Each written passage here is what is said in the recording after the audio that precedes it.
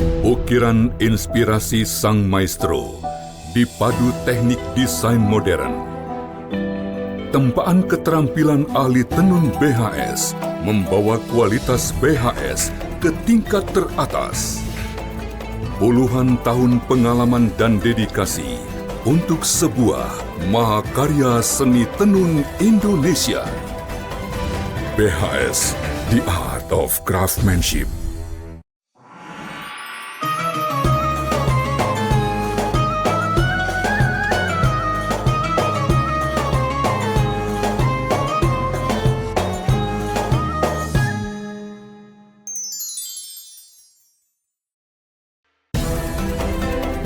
BHS, The Art of Craftsmanship. Bismillahirrahmanirrahim. Assalamualaikum warahmatullahi wabarakatuh. Alhamdulillahi rabbil alamin. Wassalatu wassalamu ala sayyidina Muhammadin wa ala alihi wa sahbihi wa tabi'ina lahum bi ihsanin ila yaumiddin. Amma ba'd. Pemirsa Al-Bajah TV dan pendengar setia radioku dimanapun Anda berada dan umumnya seluruh kaum muslimin, apa kabar semuanya? Semoga Allah menerima amal ibadah kita semua, khususnya ibadah puasa di bulan suci Ramadan ini. Amin, amin ya rabbal alamin. Pemirsa Al-Bajah TV dan pendengar setia radioku dimanapun Anda berada, semoga dimuliakan oleh Allah Subhanahu Wa Taala. Di antara akhlak baik yang diajarkan di dalam Islam adalah amanah atau kejujuran. Seseorang dikatakan jujur ketika dia melakukan tugas sesuai dengan ketentuannya. Namun, jika seseorang melanggar ketentuan itu, maka dia dikatakan sebagai orang yang khianat terhadap amanah. Kejujuran harus ada di setiap jengkal kehidupan kita sebagai orang yang beriman. Karena semua gerak-gerik kita diawasi oleh Allah dan akan hisab di akhirat nanti. Kejujuran harus menjadi prinsip dan jati diri seorang muslim di dalam segala aktivitas. Terutama di dalam pekerjaan mencari nafkah yang halal. Karena perbuatan khianat akan menjadi sebab berubahnya status nafkah yang halal menjadi haram. Karena ada pelanggaran di dalam meraihnya. Pemirsa Al-Bajah TV dan pendengar setia radio dimanapun Anda berada, yang semoga dimuliakan Allah Subhanahu Wa Taala. Banyak ayat yang memerintahkan untuk mengambil rezeki yang halal dan baik. Di antaranya ada dalam surat Al-Baqarah ayat 168.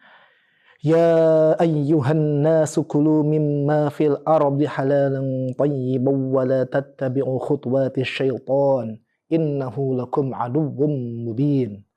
Hai sekalian manusia, makanlah yang halal lagi baik dari apa yang terdapat di bumi, dan janganlah kamu mengikuti langkah-langkah syaitan, karena sesungguhnya syaitan itu adalah musuh yang nyata bagimu. Dalam ayat ini Allah hanya memperbolehkan kita mengonsumsi rezeki yang sifatnya halal dan statusnya baik. Baik dari segi kesehatan juga cara memperolehnya. Maka segala cara yang menyimpang dari aturan syariat adalah tidak diperbolehkan, karena itu adalah cara syaitan untuk menjerumuskan umat manusia ke dalam murka Allah Subhanahu wa Ta'ala. Dan di antara cara yang tadi diperbolehkan, yang tidak diperbolehkan adalah manipulasi data keuangan atau korupsi yang kasusnya sedang marak dan kita sudah tak asing mendengar kabar tersebut. Pekerjaan yang semula menghasilkan nafkah yang halal berubah menjadi haram karena ketidakjujuran dalam pekerjaannya. Sungguh sangat disayangkan, padahal pekerjaan yang menghasilkan nafkah yang halal itu pahalanya sama dengan berjihad dan wujud taat kepada Allah Subhanahu wa Ta'ala. Allah telah memperingatkan kita agar tak berlaku khianat, karena dampaknya adalah kecelakaan dan kerugian untuk diri kita sendiri. Dalam surat Al-Mutaffifin Allah Subhanahu wa Ta'ala berfirman, A'udzubillahi minasyaitonirrajim. Bismillahirrahmanirrahim.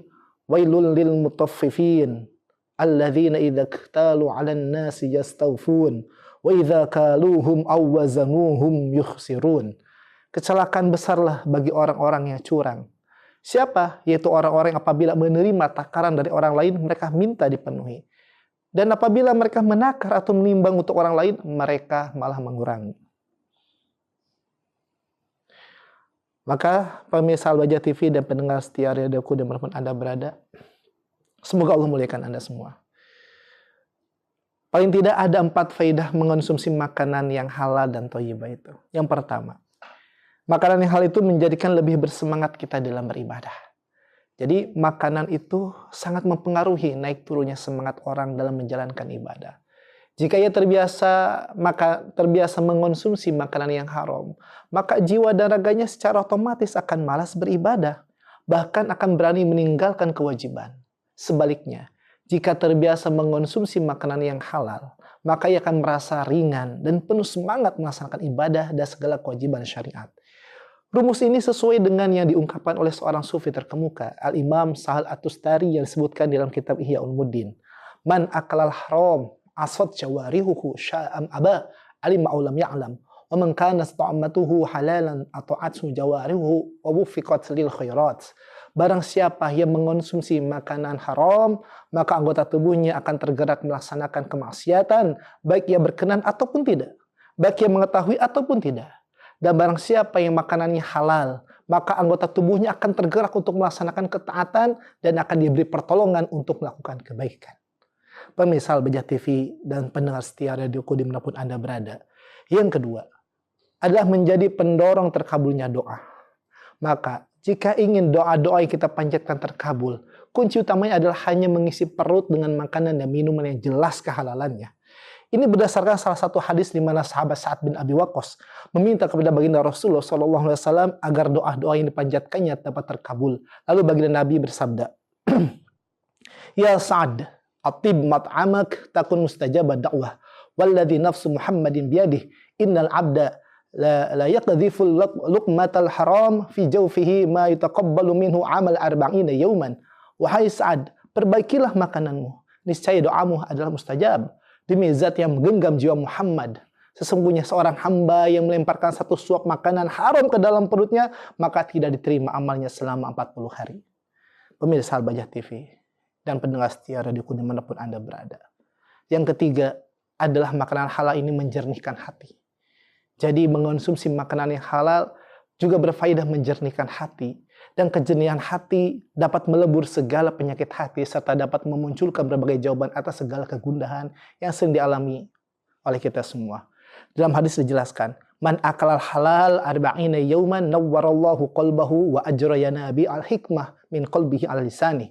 Barang siapa yang memakan makanan halal selama 40 hari, maka Allah akan menerangkan hatinya dan akan mengalirkan sumber-sumber ilmu hikmah dari hatinya pada lisannya. Dan yang keempat, para pemirsa dan pendengar setia radio kemanapun Anda berada, makanan yang hal itu adalah sebagai obat dari berbagai penyakit. Karena selain faidah yang bersifat batiniah, mengonsumsi makanan halal juga membawa faidah yang bersifat lahiriah dan dapat dirasakan oleh tubuh secara langsung, yakni sebagai obat dari beragam penyakit. Hal ini mengenai hal ini dalam kitab Tanbihul Mughtarin, salah satu sufi golongan tabi'in bernama Imam Yunus bin Ubaid berkata, "Lau anna najidu dirhaman min halalin lakuna nashtari bihi qumhan wa nathanuhu wa nahuzuhu indana. Fakullu man ajizal atiba an mudawatihi dawainahu bihi fa khalasa min maradhi liwaqtih." Kata beliau, kalau saja kami memiliki uang 1 dirham dari yang halal, tentu akan kami belikan gandum yang akan kami tumbuk dan kami sajikan untuk kami. Maka setiap orang sakit yang dokter tak mampu mengobatinya, kami akan mengobati dengan gandum yang kami dapatkan dari uang halal itu.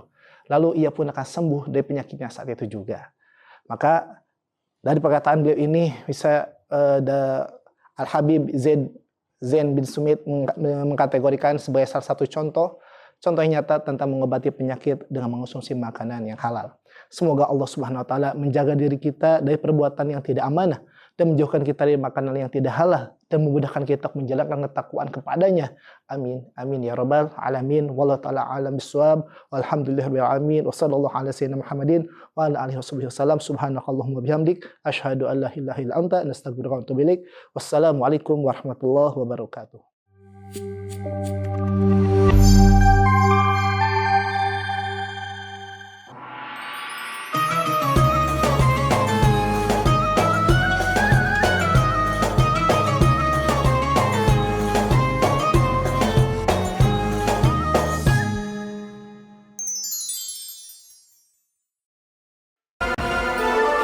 Atlas, inspiring the world. Atlas Super Premium. Superior color. Superior weave. Maximum density. superior comfort.